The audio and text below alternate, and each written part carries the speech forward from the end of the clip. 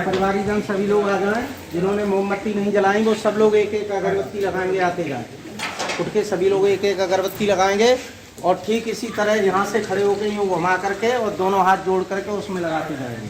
चलिए सीधा घुमाएंगे दूर से और लगा दीजिए गिलास में और हाथ जोड़ के बैठते जाइए। नमन करिए हाथ जोड़ के और बैठते जाइए।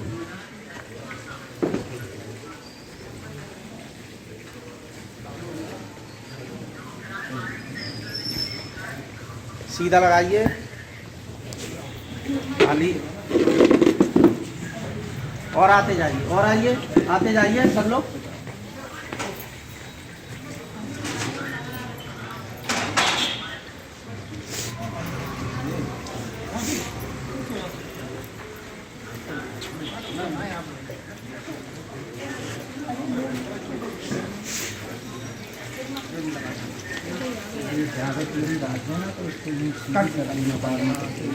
खाली नहीं इसकी और रहनी चाहिए। आप लोग भी भैया लोग भी आ जाइए।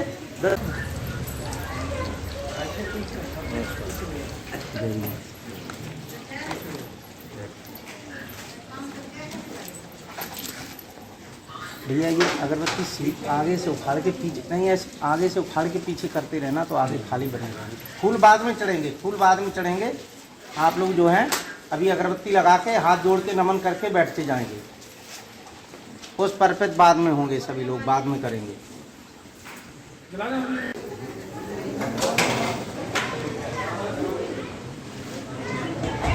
सभी ने लगा दी? चलिए ठीक है, बस सब मन लगाओ और नहीं रहे तो मन लगाओगे। अब इसके बाद आता है पंचशील। पंचशील का मतलब है 5 सील, यानी 5 बातें, 5 रास्ता। जो व्यक्ति 5 चीजों को, इन 5 बुद्ध की बातों को गृहस्थ जीवन में 5 के लिए है, और जब संत हो जाते हैं यानी भिक्षु हो जाते हैं तो 10 सील का पालन करना पड़ता है। तो ये 5 सील जो हैं वो हमारे जीवन को अच्छे रास्ते पर ले जाने वाले हैं।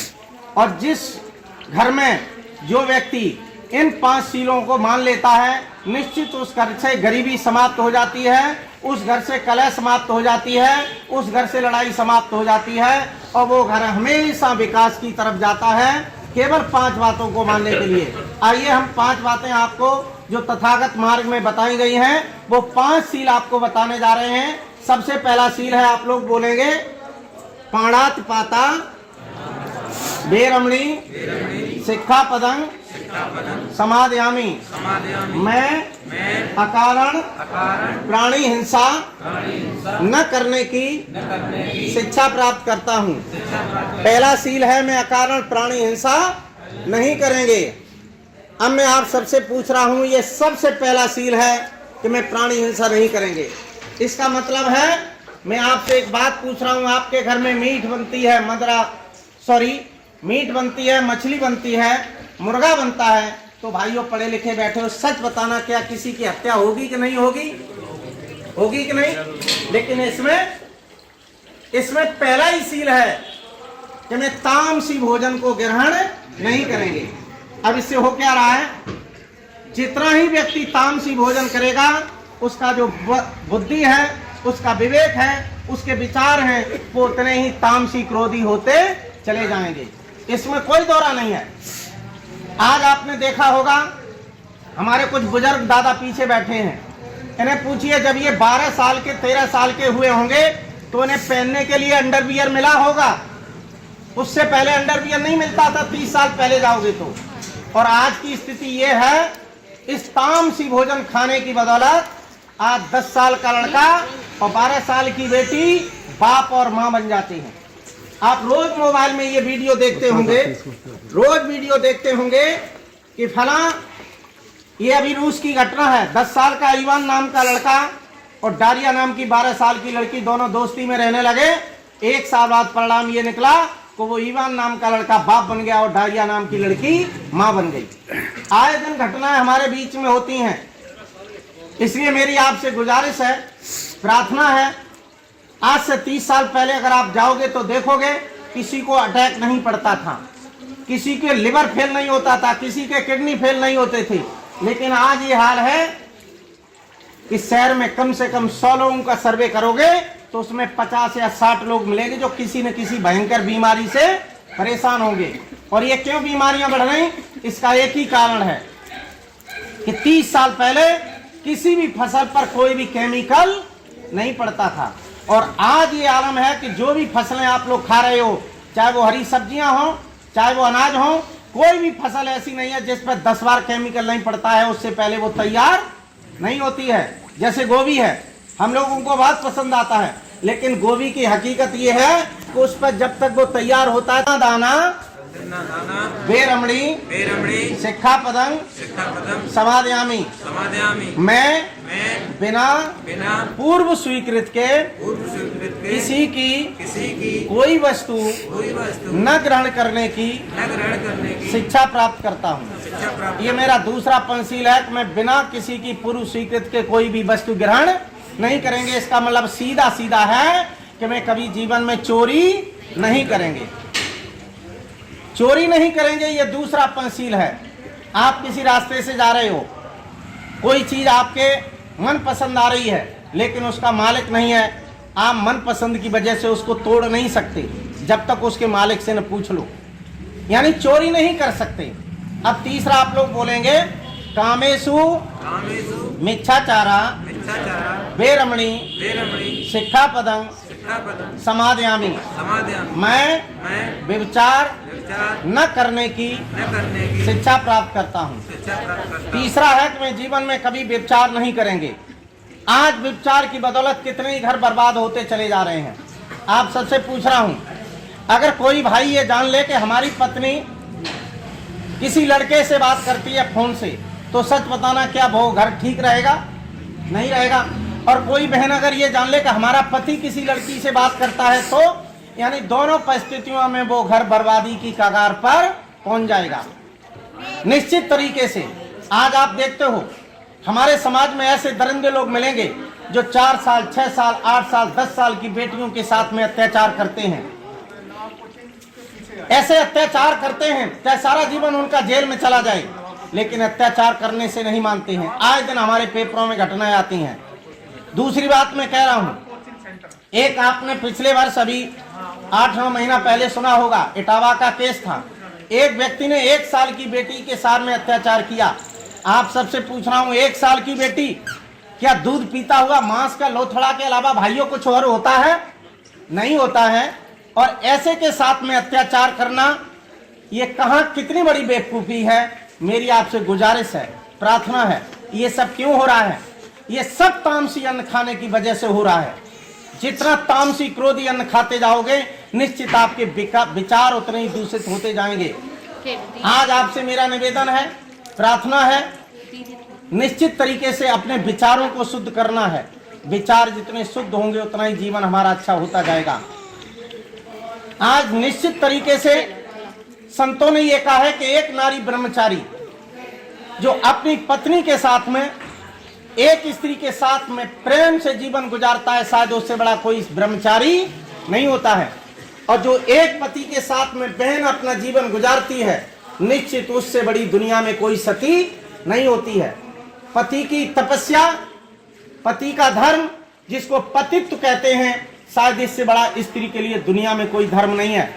हमारी बहनों ने कभी अनुसुईया की कहानी पढ़ी होगी, कभी अनुसुईया की कथा सुनी होगी।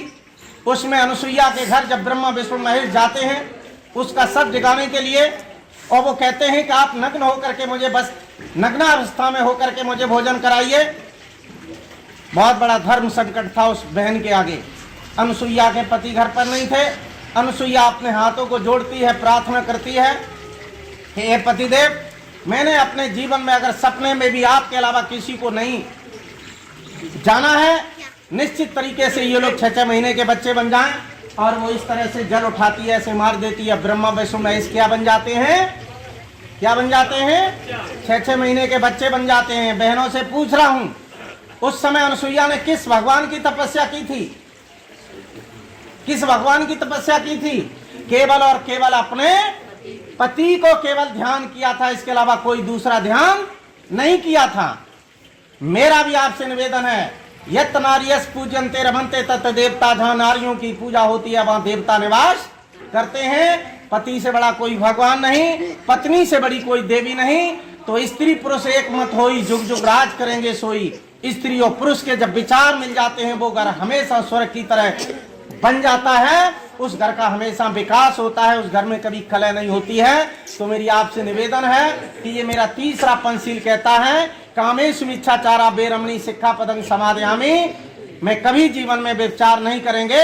अपने परिवारों को ठीक करने के लिए निश्चित तरीके से अपने मन इंद्रियों को वश में करिए, अच्छे विचारों की तरफ चलिए, निश्चित जीवन आनंदमय होता जाएगा। चौथा पंचशील सभी लोग बोलेंगे, मूषावादा बेरमणी सिक्खापदं समादयामि। मैं झूठ बोलने, बकवास करने, चुगली करने से व्रत रहने की शिक्षा प्राप्त करती हूँ। ये चौथा वाला हमारी बहनों पर ज्यादा लागू होता है। मैं झूठ नहीं बोलूंगी, मैं बकवास नहीं करूंगी, मैं चुगली नहीं करूंगी। और ये तीनों चीजें हमारी बहनों में बहुतायत में पाई जाती हैं। झूठ बोलना, बकवास करना और ऊपर बैठ जाओ बहन जी, ऊपर बैठ जाओ, वहाँ ऊपर बैठ जाओ। ये सब चीजें मेरा आप सबसे निवेदन है, कहीं कहीं पर बहुत बड़े इसके परिणाम हो जाते हैं। बकवास करने में कहीं कहीं आपने देखा होगा, हमारी बहनें ऐसी बात भाइयों से कह देती हैं जो बर्दाश्त होने में असहनीय होती हैं, यानी प्राण नहीं निकलते, बाकी सारे कर्म हो जाते हैं। मैं एक उदाहरण दे रहा हूं, हमारे पड़ोस की घटना है। आए दिन घर में कलह होती थी। आप दोनों से एक बात पूछ रहा हूं, कोई भाई अगर पत्नी से ये कह दे तो तू असल बाप की हो तो मुझे मुंह मत दिखाना, या कोई बहन गुस्से में ये कह दे कि तुम असल बाप के हो तो मुझे मुंह मत दिखाना, अब दोनों परिस्थितियों में क्या होगा भाइयों? या तो हम असल बाप के न रहें या फिर मुंह न दिखाएं, यही तो होगा ना। ये घटना हमारे बगल की है। हमारे यहाँ एक व्यक्ति थे, बहुत सम्माननीय व्यक्ति थे। आए दिन घर में घटना होती थी। इस तरह के शब्द सुन सुन करके जब उनके सर से पानी निकल गया तो उन्होंने एक दिन क्या किया कि अपने हाथ पे मोबाइल नंबर लिखे, और मोबाइल नंबर लिखने के बाद हमारे पूरे अजीत नगर मोहल्ले में सुबह सुबह जो मिला उसको नमस्ते किया। लोगों ने कहा कहाँ जा रहे हो भैया? उन्होंने कहा वैसे ही आज तो निकल पड़ा हूँ, और मिल गए तो नमस्ते कर लिया। और भाइयों पूरे मोहल्ला से मिलने के बाद रेल से जाकर के उन्होंने क्या किया? हत्या कर ली। क्यों कर ली? केवल पत्नी की कलह की वजह से। इसलिए मेरी हाथ जोड़ के विनती है, ये जो जीवन मिला है ये केवल इसलिए नहीं मिला है कि हम खा पी के 2-4 बच्चे बना के मर जाएं। ये कुछ करने के लिए मिला है। मैं आपके सामने खड़ा हूं, ये मुझे पंडिताई का शौक नहीं है। मुझे समाज में कुछ जगाने के लिए संतों के द्वारा ज्ञान दिया गया है, उसको करने का शौक है। इसलिए आज मुझे ये 20वां साल चल रहा है, बराबर इस तरह की सेवा करता हूं आपकी। वैसे तो हमारे जैसे ही सभी लोग बैठे हैं, हमारे जैसे ही सरकारी कर्मचारी बैठे हैं। भाई नगेंद्र जी लेखपाल हैं, मैं भी लेखपाल से कानूनगो हो गया और वर्तमान में कानूनगो हूं, अभी रिटायर नहीं हुआ हूं। मैं भी ये सब कुछ आपकी तरह ऐसो आराम कर सकता हूं, लेकिन हकीकत ये है कि ड्यूटी के करने के संग संग महीने में ये 20-20 कार्यक्रम करता हूं, उसके बाद ड्यूटी करता हूं। क्यों करता हूं? उसका एक ही कारण है कि हमारे समाज के जो दादू पलटू रैदास, कवि ज्योतिबा फुले अम्बेडकर जैसे महापुरुष लोग अगर ये सब के सब यही सोच लेते कि भाड़ में जाइए समाज, हमारा जीवन चैन में कटना चाहिए, तो भाइयों जो 500 का जलवा ये नसीब हुआ, शायद ये हमें नसीब नहीं हुआ होता। मेरे मन में एक पीड़ा है कि आगरा में जिस समय बाबा साहब आए थे 1956 में, उन्होंने एक ही दुख रोया था कि मुझे ब्राह्मण बनिया ठाकुर ने धोखा नहीं दिया, हमें अगर धोखा दिया तो हमारे पढ़े लिखे समाज ने धोखा दिया। उनका मानना था कि मैं अभी अकेला अम्बेडकर हूं, अगली पीढ़ी में हमारे जैसे घर घर में अम्बेडकर पैदा हो जाएंगे। लेकिन बाहरी समाज के लोगों, नौकरी लगने के बाद अपनी बीवी, अपना मकान, अपनी परिवार और इसके अलावा समाज के लिए 1 मिनट की फुर्सत नहीं है। और वही मैं नौकरी वाला हूँ, पर डे पहले 4 घंटे 5 घंटे आपको देखता हूँ, उसके बाद नौकरी करता हूँ और नौकरी में जिला टॉप रहता हूँ। अपनी नौकरी में 4 प्रशस्ति पत्र प्राप्त कर सकता किए हैं, काम करने में भी। इसलिए आपसे हाथ जोड़ के विनती है, निश्चित तरीके से आप अपने जीवन को ठीक बनाइए। जो झूठ बोलने की आदत है, चुगली करने की आदत है, बकवास करने की जो आदत है, इसको समाप्त करके अच्छे राह पर चलने की, अच्छे रास्ते पर चलने की कोशिश करिए। और जो 5वां हमारे भाइयों के लिए सबसे अहम है, अपने इस 19 साल के कैरियर में हजारों लोग ऐसे होंगे जो केवल इस 5वें पंचशील की बदौलत जिनकी मृत्यु हुई होगी, जिनका मैंने पाठ किया होगा। अब आप लोग 5वां बोलेंगे, सुरा मेरे मज्ज पमादठाना बेरमणी शिक्षा पदंग समादयामी।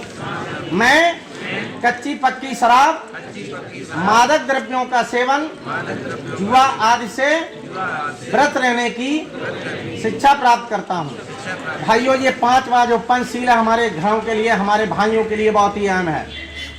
शराब पी करके कितने ही लोग नहीं गुजरते हैं जिनका पाठ करना पड़ता है। घर में कलह होती है, घर में लड़ाई होती है, खाने को अन्न नहीं है, पहनने को कपड़ा नहीं है, पढ़ाई को पैसा नहीं है, लेकिन साहब शराब के लिए पैसा जरूर निकल आता है। कितने घर बर्बाद हो गए, कितने घरों में ऐसी कलह होती हैं। मैं एक छोटी सी बात बता रहा हूं। मैं एक आज से 5 साल पहले एक कार्यक्रम करने गया था करेल के पास, अंडनी के पीछे एक नंगला खुशाल गांव है। अपने जाटव बरादरी के ही लोग थे, 4 भाई थे। सबसे छोटा 24 साल जिसकी उम्र थी, उसकी पत्नी की उम्र 20 साल थी। 2 बच्चे थे, एक 2.5 साल का और एक शायद 2 महीने का। शराब पी के आया, घर में द्वंद्व मचा, उसकी पत्नी ने भोजन नहीं बनाया और परिणाम ये निकला कि दोनों भूखे ही लेट गए। भूखे लेटने के बाद, अब भूख में जो लेटता है उसे कभी नींद नहीं आती है। 9:30 बजे उन दोनों में फिर तू में होने लगी और तू में ने इतना बड़ा रूप धारण किया कि जो उसकी पत्नी थी जिसकी उम्र 20 साल थी, आज उसने मिट्टी के तेल की कनस्तरिया उठाई अपने ऊपर डालने लगी। और जिस वक्त वो मिट्टी के तेल की कनस्तरिया अपने ऊपर डालने लगी, वो लड़का जो हल्का सा शराब के नशे में था वो उसको रोकने लगा। और जब उसने रोका तो वो तेल छिड़क करके उस लड़के के ऊपर भी पड़ गया। अंत में उस लड़की ने माचिस उठाई और माचिस उठा के शरीर में लगा ली। बहनों, जब शरीर में तेल पड़ा होगा और जब माचिस लगेगी तो क्या होगा? फिर क्या होगा? बॉडी जल जाएगी, कोई बचा नहीं सकता। वो लड़का हल्का नशे में रोकने की कोशिश करने लगा, बुझाने की कोशिश करने लगा, लेकिन वो ये भूल गया कि मिट्टी का तेल तो तेरे ऊपर भी पड़ा है। और भाइयों, मैं ईमानदारी बता रहा हूं, उन दोनों में आंच लग गई। जब तक अड़ोसी पड़ोसी रेरे रेरे होती, तब तक वो 80% जल गए, से पिलाए और दूसरे दिन दोनों की मृत्यु हो गई। मैं 7वें दिन दोनों का इस तरह फोटो लगा करके इकट्ठा और पाठ करने गया। पढ़े लिखे भाई बहन बैठे हो, मैं आपसे ये पूछ रहा हूं, क्या भगवान ने ये लिख के भेजा था कि तू 24 साल का होगा, तेरी पत्नी 20 साल की होगी, तू शराब पी के द्वंद्व मचाएगा और तेरी मौत हो जाएगी? ये भगवान ने लिख के भेजा था? हमारे विचार से, कर्म से जब कोई कार्य बिगड़ जाता है तो हम एक ही बात कहते हैं कि साहब ये होनहार था, ये नसीब में लिखा था, ये भाग्य में लिखा था। लेकिन भाइयों, ऐसा बिल्कुल नहीं है। चलनी में दूध दो कर्मन को दोस्तों, ये तो वो हाल हो गया। इसलिए मेरी हाथ जोड़ के विनती है कि अगर आपके घर में अपने परिवार की बदौलत, अपनी बहन बेटियों बच्चों की बदौलत अगर आपके जीवन में ऐसा है, तो निश्चित आज ये श्रद्धेय बाबू जी का ये पाठ हो रहा है, निश्चित एक कसम खा के जाना। मैं इसमें अभी संकल्प आपको दिलवाऊंगा, एक संकल्प लेके जाना कि मैं आज से इस बुराई को यहीं पर छोड़ करके जा रहा हूं। निश्चित आपका जीवन बदल जाएगा, आपके घरों में खुशहाली आ जाएगी। ये मेरी आपसे विनती है। तो ये 5 शील, पहला पंचशील था क्या?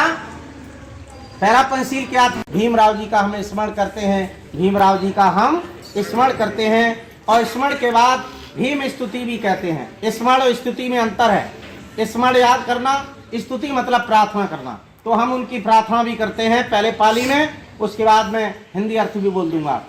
दिव्य प्रवरत्न तू, साधु तू, वरदान तू, अद्य कुलभूषण तू, भीम राजा, सकल विद्यापति, ज्ञान सत्संगति, शास्त्र शासनमति, बुद्धि तेजा, पंकजा नरवरा, रत्न सृजनोद्धारा, भगवंता मुचा खरा भक्त काजा, चबदार संगरी, शास्त्र धरता करी, कापला अरि उरी रौद्र रूपा, मुक्ति पथ कोड़ता, जीर्ण स्मृति जालिता, उजालिता अगात का मार्ग साजा, राष्ट्र घटना। ये वृत्ति बना लेता है कि हम बुराइयों को दूर करेंगे, अच्छाइयों को ग्रहण करेंगे, तो निश्चित उस व्यक्ति का जीवन अच्छाइयों की तरफ बढ़ता हुआ चला जाता है। तो आज हम इन महान मूर्तियों के सामने बैठ करके एक संकल्प लेते हैं, प्रार्थना करते हैं। और आप सबसे मेरा हाथ जोड़ के निवेदन है, प्रार्थना है, मैं आपका छोटा भाई हूँ, निश्चित तरीके से आपके साथी हूँ।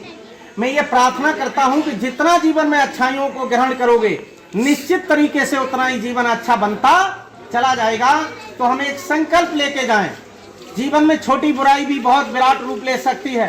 कोई भाई अपनी पुत्री को भला बुरा कहते हैं, ये भी बुराई है। कोई पत्नी अगर अपने पति को भला बुरा कहती है, ये भी बुराई है। जीवन में मादक द्रव्यों का सेवन, अच्छा बुरा कहना, बकवास करना, ये सारी की सारी बुराई होती हैं। तो हम एक संकल्प लेके जाते हैं कि आज कोई न कोई एक बुराई हम यहाँ छोड़ करके जरूर जाएंगे। छोड़ना आपको है, क्या छोड़ना है ये मन में संकल्प लेना है, हमें सिर्फ बोलना है।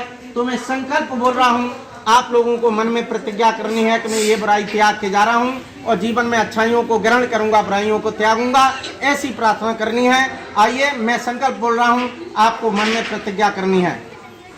इमाय धम्मानुधम पटपत्नियां बुद्धम पूजे में, इमाय धम्मानुधम पट